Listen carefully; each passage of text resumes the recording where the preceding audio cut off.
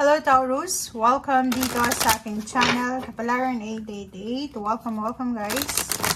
Alamin natin kung anong messages, vibration, gabay, energy para sa inyong lahat. Ito general reading. Pwede kang makaresonate, gamitin mo ang iyong intuition sa panunood. Okay, Taurus. First card natin is Mystic Healer. Healing energy flows through you. So, meron ditong ibang zodiac signs na nakakuha nito. So, pwedeng it's a water sign, Pisces, Scorpion, Cancer, pwedeng Pisces. And, pwedeng ikaw ay may karelasyon, kamag-anak, kaibigan, teacher, kakilala na isang Pisces or any water sign na posibleng sila, Taurus, ang magiging way, paraan para ma-heal yung mga bagay-bagay na kailangan ng healing sa buhay mo. So, if ever na financial healing to, emotional healing, so pwedeng may kagalit ka, or hindi ka sundo na water sign, Pisces, Scorpion, Cancer, or kahit Virgo, or fire sign Leo or Sagittarius, na posibleng magkaroon kayo ng pagkakataon this January na makapag-usap, matuldukan lahat ng mga gusot, and magkaroon ng healing. So, ito siya.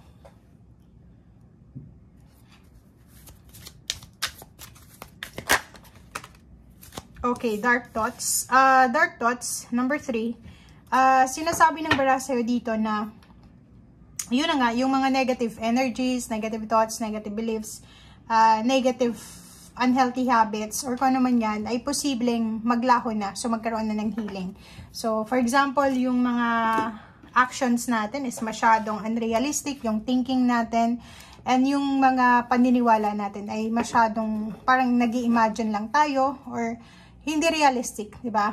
Parang nakakulong tayo sa comfort zone natin. Parang may sarili tayong mundo or may sarili tayong ginagalawan na surface or environment. So, dito sa January, sinasabi na posibleng, ano man itong mga bagay-bagay na negative sa buhay mo, it's either thoughts, words, action, unhealthy habits, or kung ano man, ay posibleng maayos na ito, magkaroon na ng healing. Maayos, magkaroon ng kagalingan. So, if ever na may masakit ka sa katawan mo, pwede din yun na magkaroon ng healing.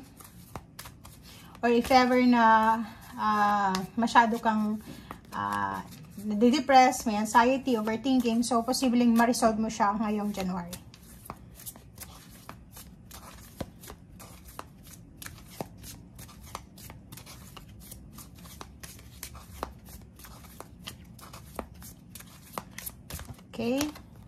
Okay, number 2911. So, parang yun na nga, isang babae. Pwedeng water sign, Pisces, Scorpion, Cancer, ang kailangan ng healing. So, reconciliation to between you and this person.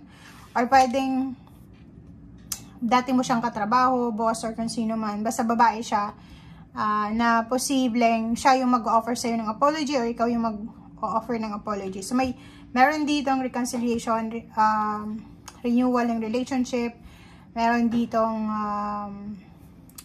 pagbabalik loob, pagkakaroon ng time para makapag-usap, or paano man na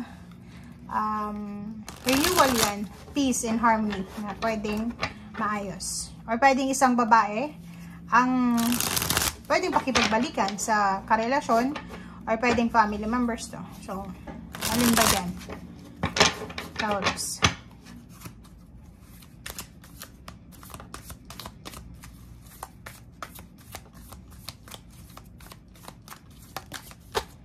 Okay. Relationship nga. So, nakikita natin dito, may mga relationship na pwedeng magsimula, magkabalikan, ma-renew, magkapatawaran, Taurus. Or pwedeng may mga magbabalik sa buhay mo, yung mga taong minahal mo, minahal ka. Family members, friends, relatives, or kung sino man ito na pwedeng magbalik sa buhay mo.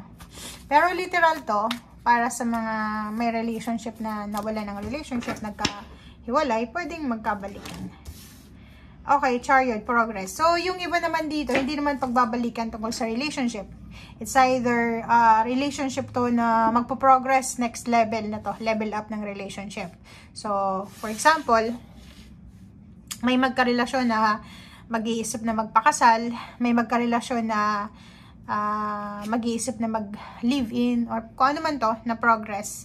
Or pwedeng magkarelasyon sila na makakapag-isip sila na lumipat ang bahay, or pwedeng umalis sa lugar kung nasan sila ngayon, or pwedeng mag-travel together para makapaghanap ng trabaho, or pwedeng mag-travel para mag-meet up. So, kung alin man dyan, comment down below guys.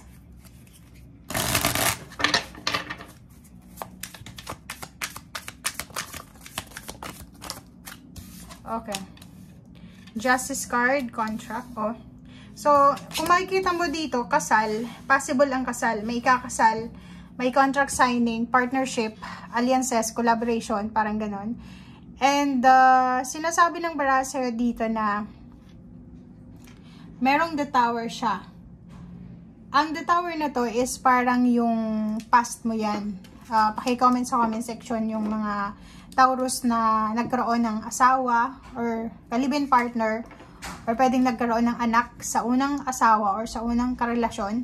Ang nakikita natin dito na posibleng kung ano man itong obligation mo doon sa nauna, ay posibleng hindi mo masyadong nabibigyan ng pansin. Or for example, may dati kang anak, or may una kang anak sa pagkabinata mo, pagdadalaga, tapos hindi mo siya nabibigyan ng time. Posibleng yun ang maging problema mo sa buwan na to. Pwedeng idudulog ka niya sa isang husgado, or pwedeng sa barangay, or sa mayor. Meron ditong mga usapin na tungkol dyan sa sustento or kano pa mas. Comment down below.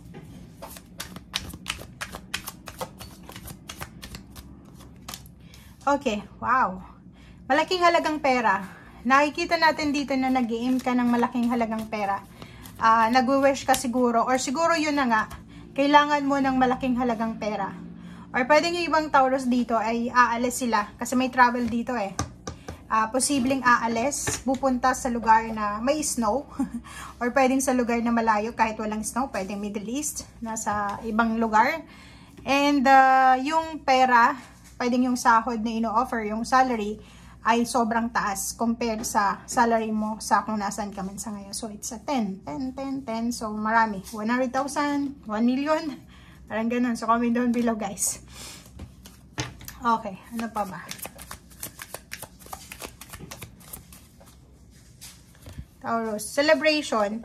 Ang nakikita natin dito, may mga wedding celebration, wedding anniversaries, monthsaries, yun, contract signing, may housewarming. May magsisimula kasi may magle-level up dito ng relationship, may magsisimulang mag-ipon para sa bahay, or may magpapatayo ng bahay, or may yarina na bahay dito. And meron ditong magsisimula pa lang ng trabaho.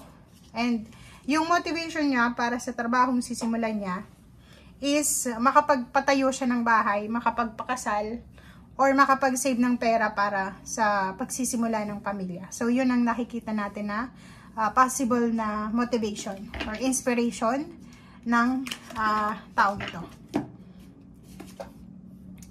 So, kung makikita mo to, may parating na pera sa mga susunod na buwan. And it's either June, October, December 2024. Makakatanggap ka ng recognition, rewards, awards, or pwedeng ito na yung matagal mong hinihintay na success, dream come true to para sa inyong lahat. And yun, sinasabi ng barahan na bago matapos ang taon ng 2024, kasi January to na reading, sinasabi ng barahan na lahat ng obligations mo, lahat ng duties, responsibilities ay matatapos mo siya bago matapos yung taon ng 2024. So yun ang nakikita natin dito na 2023, December, January 2024, yun na message na parating na yung endings ng mga obligations. And malapit mo na, abot kamay mo na yung pangarap mo. Okay? Thank you guys. Bye!